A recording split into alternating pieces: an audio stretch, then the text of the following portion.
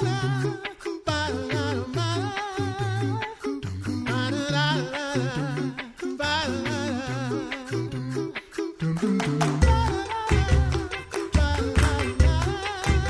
listening to The Coffee Hour. I'm Andy Bates. Sarah Gulseth is away today. We have a great story to share with you about a wonderful resource right here in the St. Louis area that's it's very important for us to consider, especially during October, which is Domestic Violence Awareness Month. Thanks to Concordia University, Wisconsin for supporting The Coffee Hour. Find out more about Concordia University, Wisconsin at cuw.edu. Live uncommon. Joining me today, Ann Owens, Executive Director of the Women's Safe House in St. Louis, Missouri. Ann, welcome to The Coffee Hour.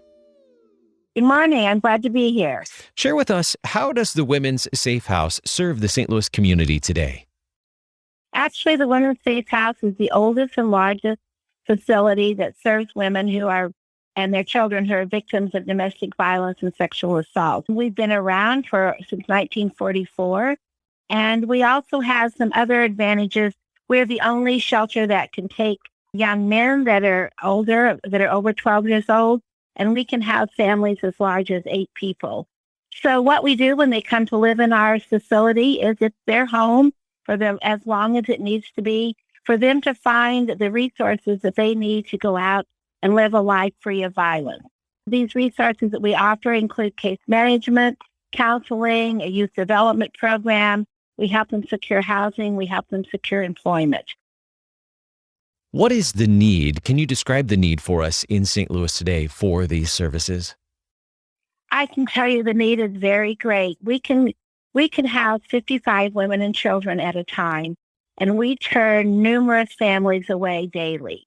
And the minute one family, gets out because they get their house or they get on their own, we have that room filled in less than 24 hours.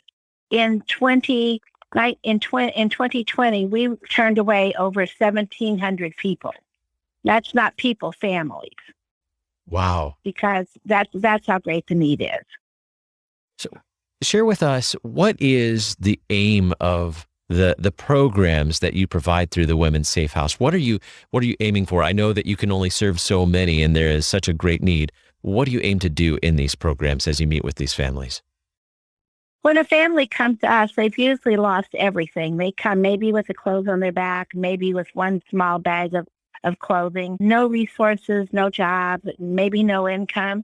So it's really our goal to do several things. First of all, we want to empower them mentally and psychologically to overcome the trauma that they've lived in. That's the very most important thing.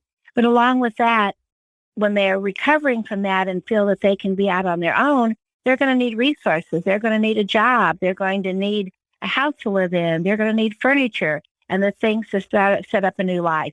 So it's our goal, and what we do is from start to finish, help them deal with the trauma and help them be empowered to start a life on their own.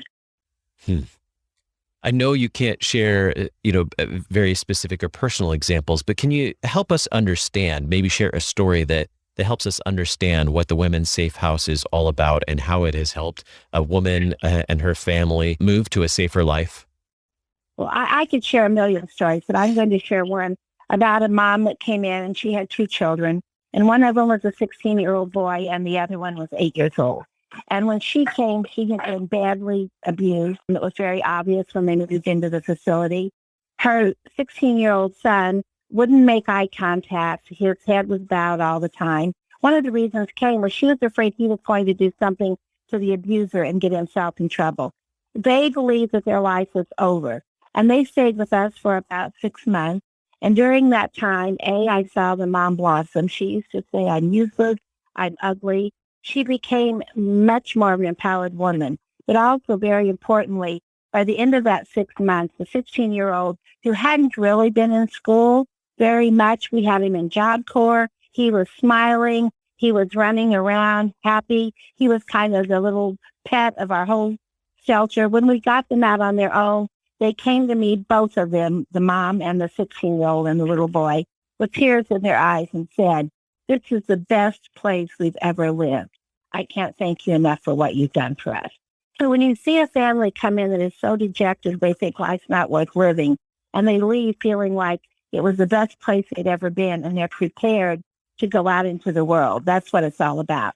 And when they go out into that world, we also have a program that no other shelter in the area has, and it's our STEPS program. And that means that they can stay working with us for a year.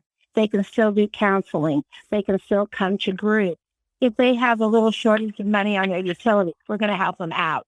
Because you don't change your life in only 6, 7 months. You need that extra year of support, and we're there to give that. What are the skills or resources that women and families are equipped with, or you want them to have when they've graduated or finished the program at the Women's Safe House? We help them learn to manage their money, budgeting. Many of these women have never managed their own money. We also help them repair their credit if that's a need. If they need job skills, we get that training for them. It's really, an abused woman has never really lived independently where she made all of her own decisions and she had to depend on herself. If we don't give them those skills, then of course, when things start getting bad, they're going to go back to that abuser. And that's what we don't want.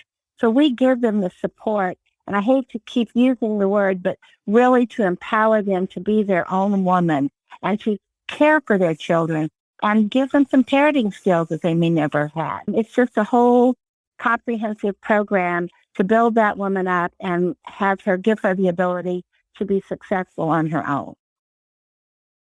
How are you able to provide these services? How are you able to care for women and provide these services to support them, encourage them, and empower them to live a safer life?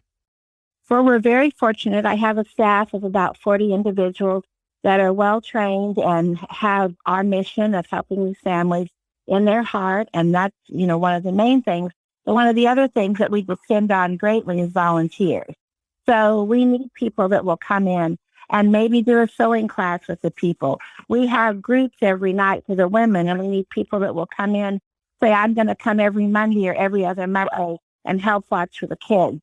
So there's a lot of programming that we depend on volunteers to do as well. And of course, we need funding. We're very heavily supported by grants and have some events and things, but we also rely on donations, not only of money, but of things like a set of pots and pans or a set of dishes, things we can give these women to set up their new home. What is some of the feedback that you have received from participants of the program, as well as volunteers who have served with the Women's Safe House? I think every volunteer that I've ever talked to, that once they've been there and they've done our orientation, they come because they care about the cause and they find it very fulfilling and they want to come back and they want to volunteer more. And as far as the women, they come into my office with tears in their eyes sometimes or a smile on their face, whichever works for them, when they're getting ready to leave and walk out, telling me how much we have done for them and how we've changed their lives. And I know that sounds cliche because you think, well, how do you change a life? But you do change a life. You teach them independence. You give them the resources they need to start over. How do we connect someone with the Women's Safe House if we think that might be a helpful resource for them if they need those services so that they're in a situation that's not safe, they're experiencing domestic violence? What's the process for connecting someone with the Women's Safe House? We have a 24-hour crisis line, and the number for that is 314-772-4535. And that's manned by one of our staff 24 hours a day. And a woman just needs to call in, talk to our staff about our need. We work with them on a safety plan so that they can safely leave the abuser. And we provide transportation if needed to bring them into our facility. Can you tell us more about the volunteer opportunities with the Women's Safe House? Well, the women can volunteer, or men as well. It's interesting. We have men come in a lot of times. We've got some men coming this week. They're putting down some flooring for us in one of our rooms that needs some new flooring. One of our very best volunteers is a gentleman. But we also have women that come in and maybe man our hotline or possibly work with our children. They can work with donations. We take donations of clothing and we sort those, and we have what we call a boutique. Because the women need those clothing, they can work within the boutique and giving out the clothing to the women. They can have sort, hang, arrange. We want it to look like a good shopping experience. So we have people that come in and paint for us. because I had people come in and do landscaping. There's a myriad of opportunities for volunteers. So how do volunteers get connected with the Women's Safe? Actually, they can go onto our website, which is www.twsh.org, and they can press a button and say, I want to volunteer, and we will reach out to them. Or they can also call the crisis hotline, and they will be connected with Melanie, who is our director of volunteers, and she will help them through the process of becoming a volunteer. Very good. And what's that hotline number one more time? 314-772-4535.